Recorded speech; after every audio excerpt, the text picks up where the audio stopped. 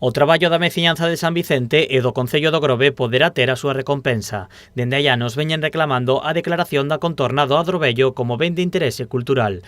Despois de diferentes contactos positivos entre as administracións, o Conselleiro de Cultura e Turismo visitou a zona e asegurou que comezarán os estudos para acadar este recoñecemento. Tenemos que plantexar e facer unha folla de ruta, digamos, un plan conxunto para ir, de algún xeito, cerrando as diferentes accións e diferentes intervencións que sirva para que todos quedemos e para que os veciños están plantexando, non?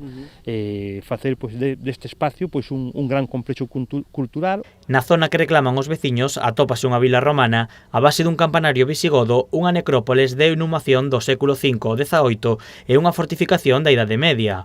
O estudo definirá a área que se incluirá no BIC. Os técnicos da Xunta de Galicia, da Consellería de Cultura, nos teñen que marcar un pouco a importancia do que estamos a vivir aquí, desde o Castriño, a Adrobello, a igrexas, as salgadoras que hai, comunicar isto para, desde logo, ter un proxecto patrimonial, etnográfico, cultural e tamén turístico, como non, de importancia. Tanto o conselleiro como o alcalde destacaron a importancia desta zona para a ruta xacobea, xa que aquí se atopou unha moeda traslatio. A moeda de traslatio que é un dos fitos da tradición e da cultura xacobea, o cual significa e nos sitúa nun punto estratégico dentro do que é a cultura e a tradición xacobea e que, obviamente, pensando no Xacobeo 21, é moi importante ter en consideración como un espacio a potenciar e a mellorar.